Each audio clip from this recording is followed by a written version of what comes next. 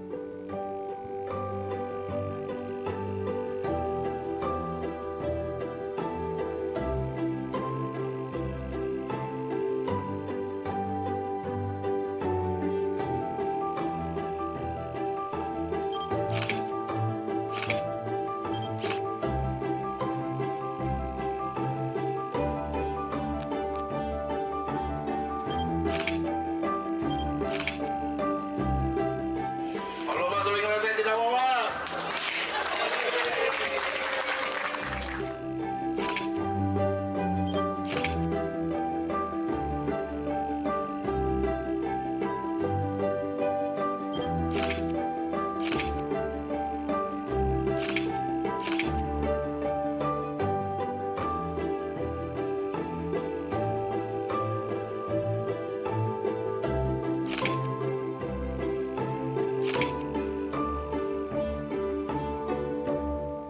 Mari itu kepala. Bisa. Desa inovatif.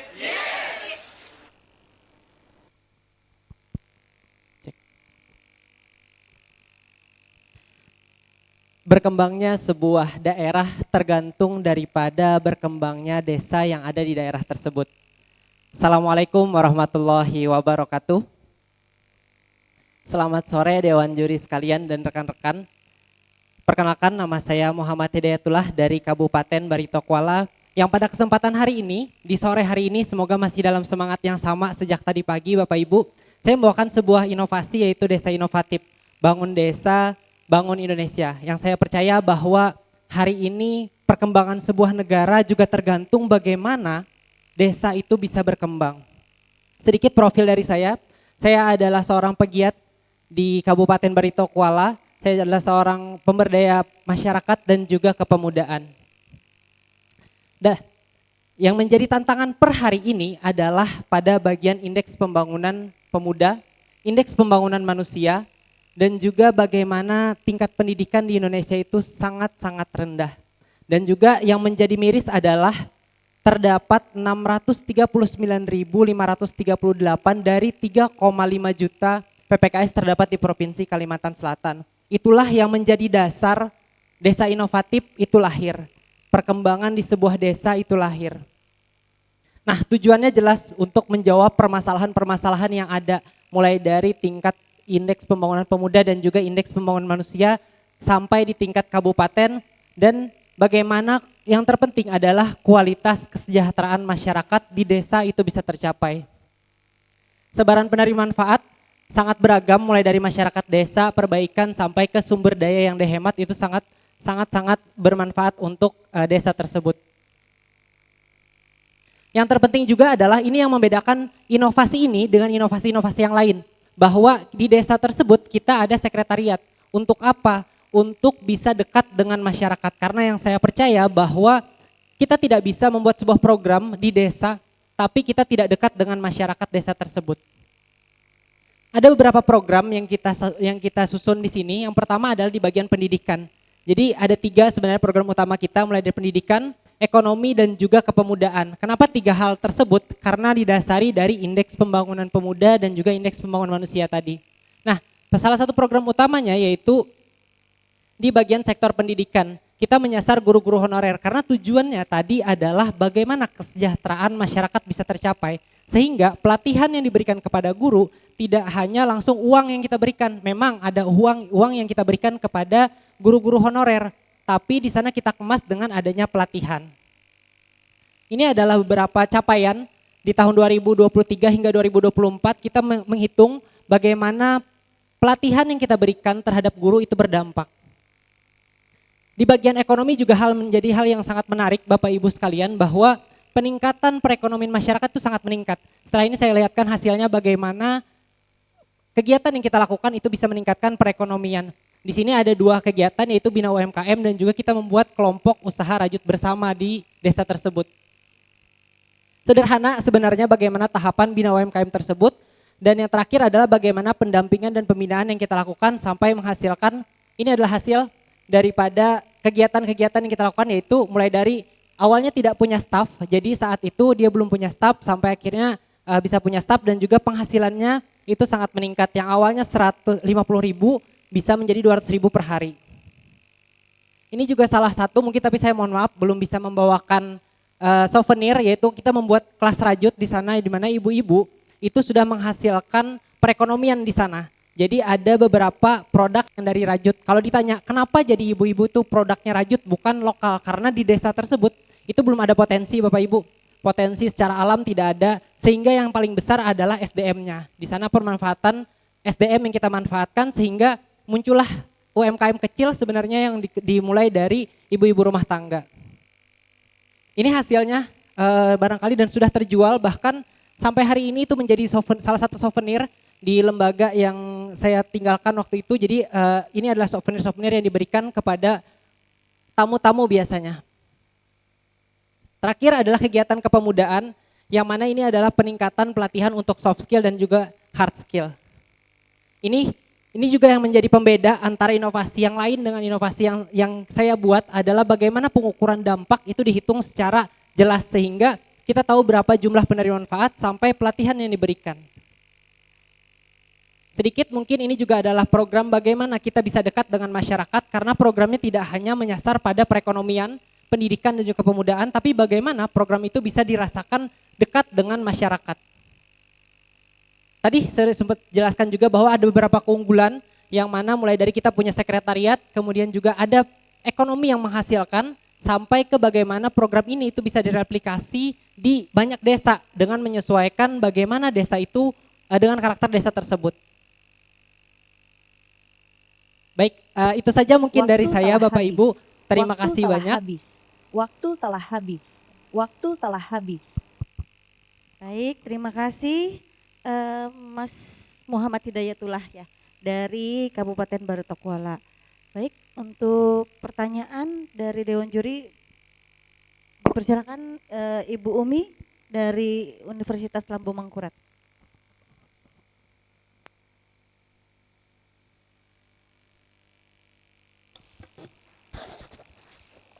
Selamat Mas Dayat sudah sampai ke 10 besar ini ya. Nah tadi dari potensi desa itu kan tidak ada SDA ya. Akhirnya memanfaatkan SDM yang ada. Ini Barito Kuala kan berarti? Betul Bu, di Barito Kuala khususnya di desa Sungai Pitung dan di desa Beringin Kecamatan Alalak. Alalak, oh iya. Alalak ya pas perbatasan. Masa sih nggak ada, sama sekali nggak ada SDA di situ? Di sana Bu, di desa Sungai Pitung, jadi kan kita mencoba sebenarnya program desa inovatif ini sebagai salah satu awal bagaimana sebuah desa itu memiliki ekosistem dan juga sistem. Dan saya juga sudah melakukan mapping Bu, kita sebelum melakukan kegiatan ini benar-benar berdasarkan daripada permasalahan. Dan setelah kita lihat bahwa memang secara sumber daya alam itu tidak ada Bu. Bahkan di sana yang ada cuman petani ya pada umumnya, kemudian kebun pun juga masih pada umumnya Bu. Tapi yang menjadi kenapa desa itu yang dipilih menjadi sebagai sampel dalam program inovasi yang saya buat. Karena adanya semangat Bu, semangat dari SDM-nya tadi. Karena saya percaya bahwa bagaimana pembangunan sebuah daerah itu tergantung bagaimana semangat SDM yang ada di desa tersebut.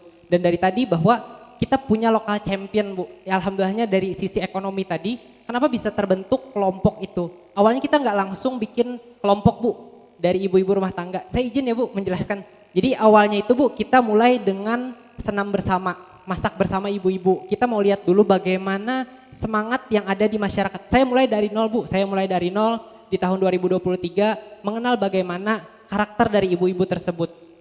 Dan sampai ke kita masak bersama, senam bersama ibu-ibu. Sampai kita iseng waktu itu Bu, saya iseng tanya ke salah satu ibu, Bu Bu Hanpian ini ada yang bisa merajut lah Bu. Oh ada Jersidin 1-2 orang yang bisa merajut. Bu misalnya kita mau olah kegiatan merajut, kira-kira Bu Hanpian hakun lah. Ternyata setuju Bu. Sampai waktu pertama kali itu kita mendatangkan trainer dari salah satu universitas juga, kalau nggak salah itu dari Unlam juga Bu. Trainernya kita datangkan waktu itu, ada sekitar 80-an ibu-ibu yang ikut. 80-an ibu-ibu yang ikut. Ini produk pertamanya Bu, saya masih sangat ingat. Ada produk pertama yang tadi bentuknya masih putih-putih itu Bu, itu masih produk pertama banget waktu itu. Sampai akhirnya kita mencoba untuk seandainya ini dibuat sebagai perekonomian, itu akan membangkitkan semangat dari ibu-ibu tersebut. Sampai waktu itu kita juga kerjasama Bu sama Dinas Tenaga Kerja, dan ada sertifikat dari Dinas Tenaga Kerja, dan juga dibantu sama pihak desa untuk membuat sebuah kelompok yang namanya kelompok usaha bersama. Kube Rajut Kreatif namanya, Desa Sungai Pitung. Nah itu yang menjadi penghasilan, dan sampai sekarang itu kelompoknya terdiri dari 16 Bu. Dan kalau dibilang kenapa jadi ibu-ibu yang lain itu tidak diikutkan, karena kita melihat daripada semangat yang ada. Dan di sana Bu dari 16 itu tidak hanya semuanya bisa merajut, tapi bagaimana pemasaran ada. Ada ibu-ibu yang bisa memasarkan, tapi dia tidak bisa merajut. Cuman ketika dia menawarkan ke orang, dia senang. Dia senang untuk jalan-jalan, untuk jualan ke toko-toko. Nah itulah yang membentuk kelompok tersebut sehingga punya identitas tersendiri. Seperti itu mungkin Bu.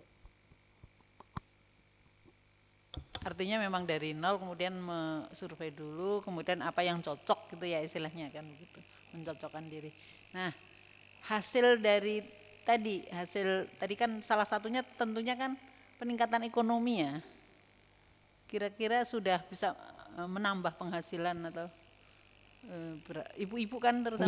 Betul Bu, untuk sasaran yang tadi di bagian khususnya di bagian ekonomi gitu ya Bu. Untuk penghasilan itu sudah menambah Bu, karena di awal kita juga melakukan mapping bahwa sebenarnya ibu-ibu itu kegiatannya apa. Ternyata dari 16 itu Bu, rata-rata memang tidak ada pekerjaan lain selain daripada mengantar anak dan ibu rumah tangga. Sisanya paling kebun, itu pun kebunnya nggak banyak gitu Bu. Nah sehingga ketika kita sudah membentuk kelompok tadi dan ada pasar, sebenarnya kita juga memainkan pasar gitu ya Bu. Memainkan pasar dalam artian kita yang mencarikan pasar terlebih dahulu.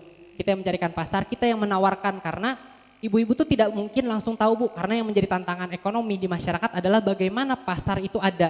Sehingga saya punya koreksi waktu itu dan saya coba pasarkan ke beberapa toko, akhirnya menarik perhatiannya sampai sekarang bisa menjadi souvenir gitu. Souvenir khususnya di salah satu lembaga di Yayasan Hasnur Center, itu sudah menjadi souvenir yang dibeli oleh yayasan untuk souvenir khusus dari yayasan seperti itu. Jadi Bu, untuk peningkatan ekonomi itu juga kita menghitung sebenarnya bagaimana mengajarkan HPP, jadi dari modalnya berapa, terus penjualannya berapa, dan ibu-ibunya sekarang sudah bisa untuk menjual sendiri seperti itu. Dan secara peningkatan kita juga mengukur Bu, berapa peningkatan yang awalnya tidak ada penghasilan sama sekali, sekarang sudah mempunyai penghasilan, meskipun kalau dibilang apakah banyak, itu belum bisa dibilang banyak, tapi selama kurang lebih 1 tahun lebih itu sudah ada peningkatan seperti itu. Baik, terima kasih Ibu. Selanjutnya pertanyaan dari Pak Jerry dari BSKDN Kemendagri.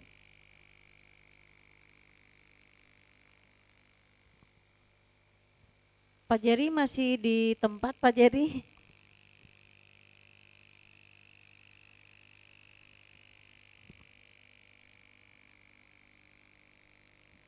Pak Jerry suaranya masih di mute itu.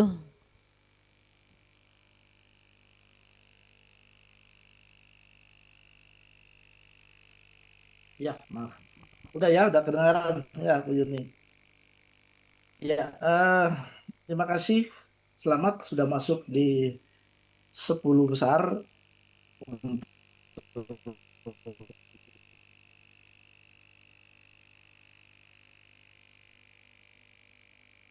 Kalimantan Selatan. Pak, ada beberapa yang hanya saya mau ingin konfirmasi aja. Kalau memang tujuan utama dari inovasi daerah desa inovasi ini ya, Kabupaten Barito Kuala, tujuan utamanya adalah untuk peningkatan indeks pembangunan pemuda dengan kegiatan-kegiatan yang telah dilaksanakan. Kita sudah bisa lihat di proposal. Di situ ada juga fotonya. Kemudian ada pembangunan manusia IPM-nya. Kemudian dalam hal terkait dengan kualitas pendidikan, ada kegiatan-kegiatan terkait dengan training-training guru, tentu ini juga terkait dengan peningkatan indeks SPM pendidikan. Saya pikir ini inovasi ini sudah berjalan dari tahun 2022 atau 2023 kayaknya. Jadi sudah ada 3 tahun berjalan. Saya hanya mau menanyakan terkait dengan indeks-indeks yang saya sampaikan tadi. Apakah memang dengan inovasi ini ada peningkatan atau dia dalam nilai angka tetap ya, atau barangkali mungkin dia turun dari aspek indeksnya itu. Nah, kemudian dari pelaksanaan penyelenggaraan inovasi salah satunya adalah pelatihan bengkel motor untuk para pemuda atau pelatihan bengkelas.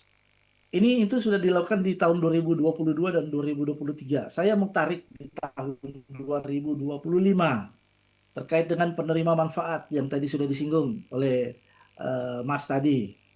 Ya. Nah, seberapa banyak sebenarnya penerima manfaat inovasi?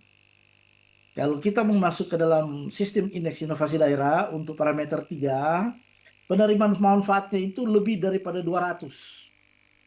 Nah, apakah dalam 2-3 tahun ini sudah sebegitu besar penerima manfaat daripada dampak atau kemanfaatan inovasi ini?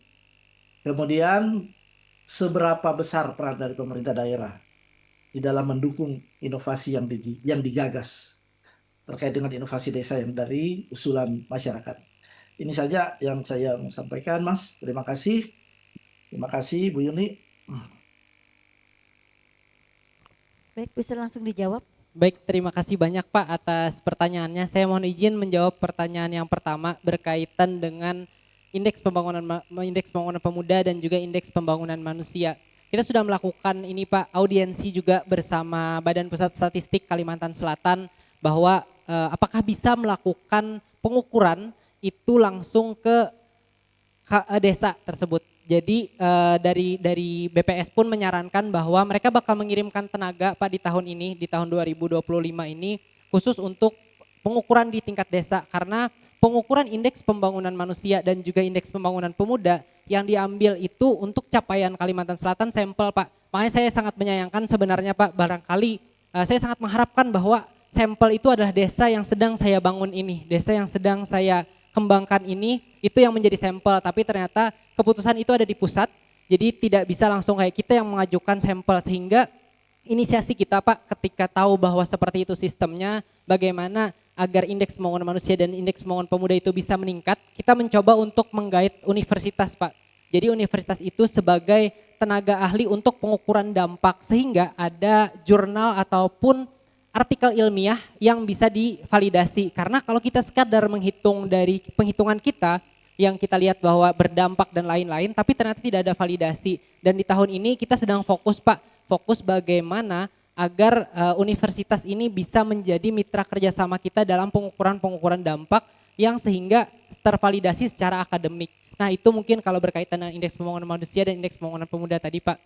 Kemudian yang kedua, menarik juga Pak sebenarnya bagaimana apakah tahun ini itu untuk pelatihan-pelatihan tadi memberikan dampak yang sangat signifikan dan juga penerima manfaatnya seperti. Jadi di tahun itu dimulai di tahun 2023 akhir Pak sampai di tahun 2024 semua program pelatihan itu kita berikan agar pemuda itu mempunyai ketertarikan terlebih dahulu, dan kalau ditanya apakah penerima manfaatnya sampai hari ini itu lebih 200, saya menjamin Pak, saya menjamin bahwa dampak daripada program ini sudah lebih daripada 200 masyarakat di 2 desa tersebut, di Desa Sungai Pitung dan juga di Desa Beringin. Karena apa?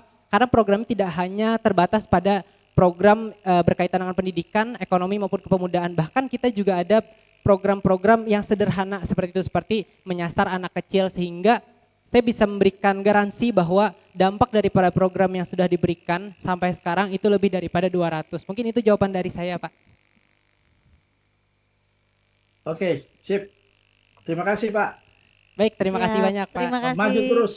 Selanjutnya berinovasi pertanyaan terus. dari Pak Basuki dari Uniska. Baik, Mas Hidayat, Mas Hidayat ya, ini industri kreatif ya sangat sangat bagus sekali ya, apalagi digerakkan oleh anak muda gitu. Nah, cuman saya agak tertarik Mas dari kegiatan UMKM-nya ini ya, produk rajut ya. Nah, saya lihat cuman itu aja gitu ya. Apalagi tadi dikatakan bahwa sumber daya alamnya itu tidak ada di sana untuk bisa dimanfaatkan. Saya kira mungkin banyak, coba nanti dilihat lagi gitu ya. Misalnya kami pernah melakukan pembinaan di suatu desa, yaitu membuat tas ya dari anyaman ya. Kalau tidak salah apa namanya itu cinggondok gitu ya. Nah, mungkin di daerah nih Mas yang di apa? Di Desa Sungai Pitung, Pak. Ya itu. Mungkin hal-hal yang semacam itu ada barangkali Mas. Ada enggak kira-kira? Di sana kebanyakan tuh sebenarnya ini Pak, kita waktu itu pernah mau ekspor Pak. Ekspor dalam artian anyaman, benar kata Bapak anyaman, tapi bahan bakunya yang kurang Pak. Dan anyaman itu ada di salah satu desa di tempat lain, sehingga waktu itu kita mau coba ekspor dan ibu-ibunya sebenarnya siap Pak. Ibu-ibu tuh siap, tapi secara bahan baku kita tidak bisa menyediakan di desa tersebut, sehingga itulah yang menjadi kendala. Dan saya percaya juga Pak, ketika SDM itu sudah punya kemauan, maka produk-produk lain ketika ada di desa itu SDA-nya apapun itu bisa dikembangkan. Tapi ini saya bisa mengakui Pak, dalam jangka waktu 1 tahun lebih saya mengembangkan desa tersebut, tantangannya lumayan banyak juga Pak, sehingga perlu pendekatan yang ekstra ke desa tersebut. Dan ketika kita tawarkan untuk mencoba produk lain, sebenarnya bukan tidak mau Pak, tapi masih dalam proses. Karena apa? Karena balik lagi, produk rajut tadi sudah menjadi cikal bakal dari ibu-ibu tersebut, sehingga kita kalau mau mengembangkan sebuah produk lain harus dengan kelompok yang lain. Nah, saat ini yang sedang kita kembangkan sebenarnya bukan produk Pak, tapi lebih kepada bapak-bapaknya. Di tahun ini kita sedang mengembangkan juga di bapak-bapak tadi, itu lebih ke perikanan Pak. Perikanan yang mana perikanan ini kita harapannya sih bisa sampai pengolahan. Tapi sejauh ini ya Pak, sejauh per tahun ini bahkan per hari ini itu masih dalam proses bagaimana perikanan itu bisa mempunyai pasar yang luas. Itu dulu sementara target kita di tahun ini dan belum sampai ke pengolahan gitu Pak. Harapannya juga target ke depan bisa dengan produk-produk yang memang tidak hanya perikanan tuh ikan yang dijual langsung ke pasar, tapi bagaimana ikan itu bisa diolah, entah itu jadi nugget ataupun jadi olahan lainnya yang ada di desa tersebut sebagai ciri khas dari desa tersebut. Seperti itu mungkin Pak. Waktu telah habis. Cukup. Waktu telah habis. Apakah ada pertanyaan dari Pak Yusuf? Sudah cukup. Sudah cukup ya Pak ya. Baik, terima kasih sekali lagi buat Mas Muhammad Hidayatullah atas inovasinya Desa Inovatif Bangun Desa Bangun Indonesia. Kita berikan aplaus sekali lagi buat beliau. Ya, kita foto bersama dulu ya.